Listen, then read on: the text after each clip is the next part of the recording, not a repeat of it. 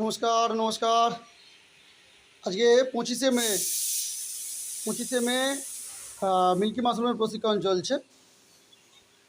এই যে খড়টা প্রস্তুত করা হচ্ছে, ওয়েস্টার মাশরুমের থেকে মিল্কি মাশরুমের প্রসেসটা অনেকটাই আলাদা। স্টিম মেথড থেকে আরম্ভ করে, খড় শুকনো থেকে আরম্ভ করে, বেড ফিলিং থেকে আরম্ভ করে অনেকটাই আলাদা।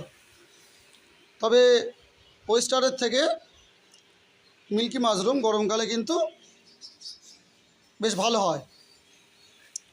এখন খড় প্রস্তুত চলছে, আমি ভিডিওগুলো তুলে ধরার চেষ্টা করব যে কেমনভাবে মিল্কি মাশরুমের বেড বানানো হয়।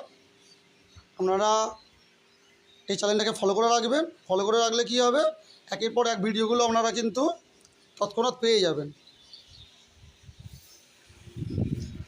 ধন্যবাদ।